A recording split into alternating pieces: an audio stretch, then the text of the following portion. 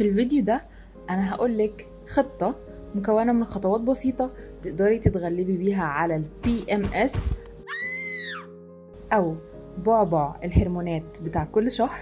فتابعي الفيديو للآخر. ال PMS أو ال Premenstrual Syndrome أو بالمعنى الدارج بتاعنا فترة لخبطة الهرمونات بتاعتنا.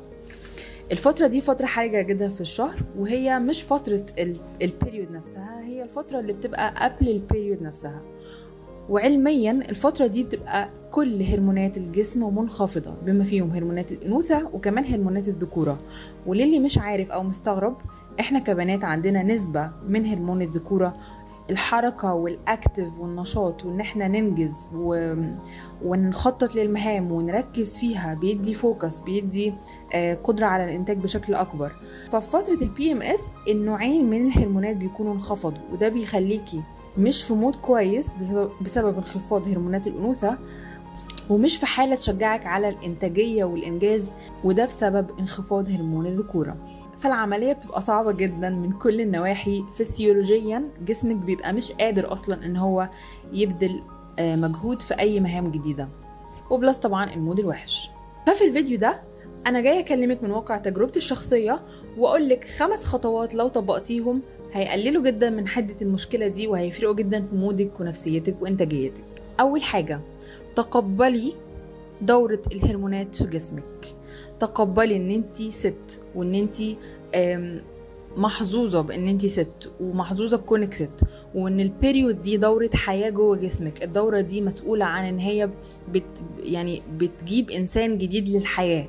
دي الدورة الاساسية اللي بسببها البشرية كلها دلوقتي موجودة. فانتي جواكي طاقة حياة وطاقة ريبيرث، والبيريود دي والسايكل دي كلها على بعض كده بتعبر عن بتديكي قوة وبتديكي قدسية، وبتديكي ان ربنا خلاكي انتي مسؤولة عن الحياة.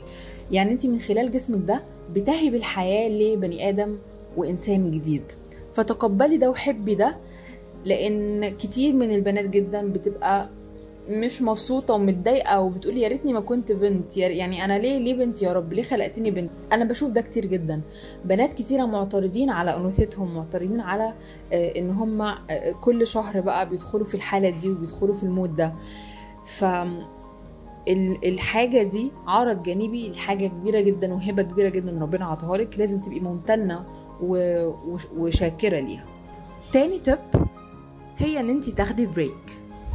كل الحاجات اللي تقدري تأجليها دلوقتي أجليها.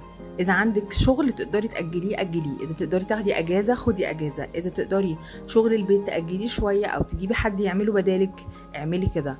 أولادك أو البيت عموما لو أنت عايزة محتاجة تاخدي بريك وتفصلي منهم اعملي كده، سيبيهم مع حد وانزلي مكان هادي، اقعدي مع نفسك خدي بريك، أو ادخلي أوضتك خدي بريك وافصلي من كل حاجة. لأن أنت في الفترة دي بيبقى لا مودك مساعد ولا اصلا قدرتك على الانتاج عاليه، فانت من الناحيتين مش قادره.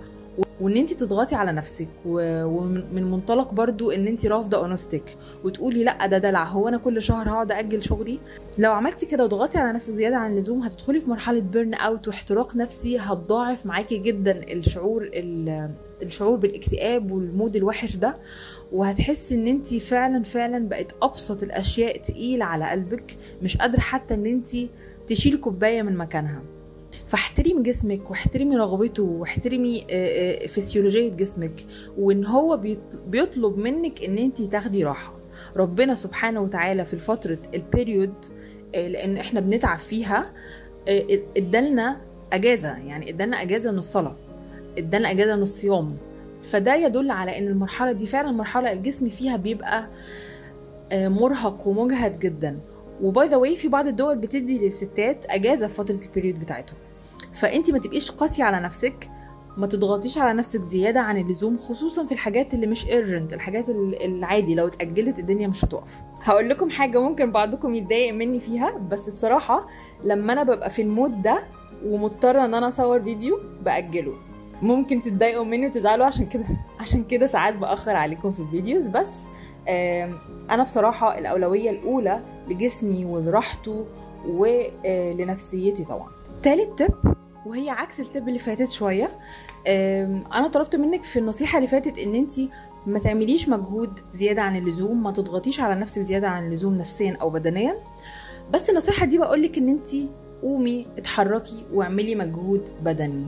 ممكن تبقي مش قادره نفسيا، ممكن تبقي فعلا جسمك بدات عندك الام البيريود او ما قبل البيريود، بس صدقيني لو قمتي عملتي اي مجهود فيزيكال بدني، عملتي ستريتشات، لعبتي شويه يوجا، نزلتي اتمشيتي بره شميتي هوا، رقصتي شويه زومبا، رحتي الجيم عملتي تمرينات خفيفه، او حتى في البيت عملتي تمارين بسيطه، لو اتنططتي حتى كده، وقفتي اتنططي شويه في مكانك وحركتي كده ايدك وجسمك، الموضوع ده بيفرق جدا جدا في ان هو بيشحنك تاني بطاقه جديده. يعني انتي بتبقى اوريدي طاقتك خلصانه، بس لما بتعملي الحركات دي او الحركه الفيزيكال دي بتنشط جوه جسمك الدوره الدمويه، وبتحسن شويه من ادائك ومن طاقتك وكمان من مودك.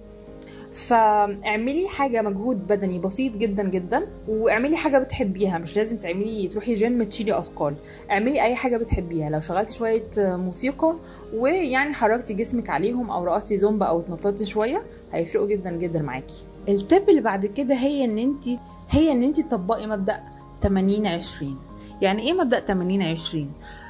بيقولك ان 20% من المجهود اللي بتبذليه ممكن يديكي 80% من النتيجه.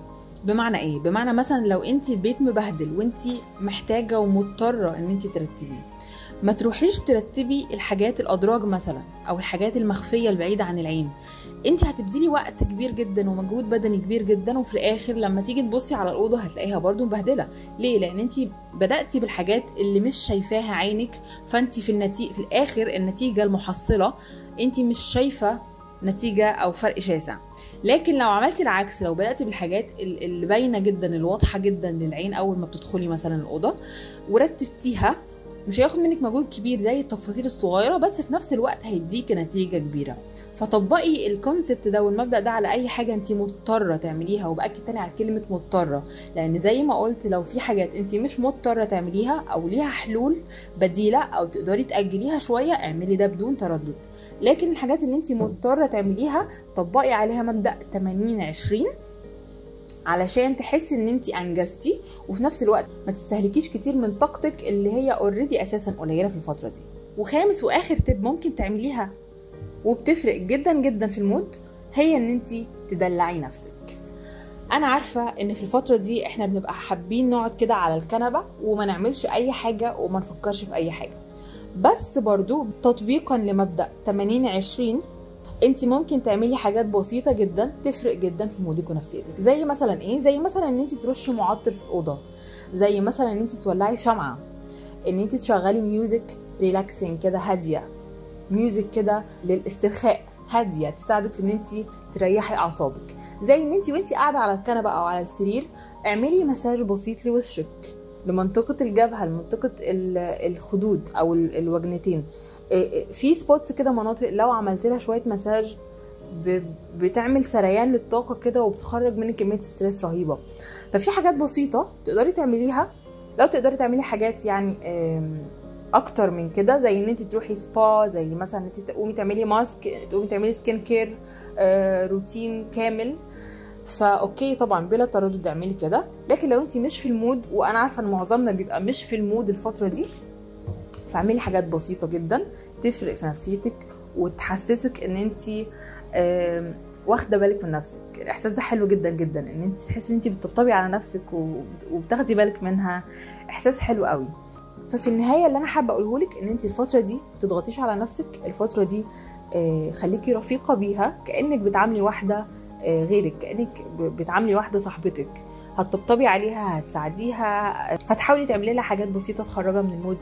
فبنفس الطريقه اتعاملي مع نفسك، ما تبقيش قاسي عليها، واحترمي جسمك واحترمي فسيولوجيه جسمك، وحبي جسمك وحبي الهبه اللي ربنا عطاها لك دي، علشان دي نعمه، دي نعمه في حد ذاتها والله. بس كده، دي كانت تيبس خفيفه كده لطيفه حبيت ان انا اشاركها معاكم من واقع تجربتي الشخصيه. لو حبيتوا الفيديو وحبيتوا النوعيه دي من الفيديوهات قولوا لي في الكومنتس علشان ازود لكم منها، واستنوني ان شاء الله فيديوهات تانية لموضوعات تانية كتيره مختلفه هتحبوها، واشوفكم الفيديو الجاي. باي باي.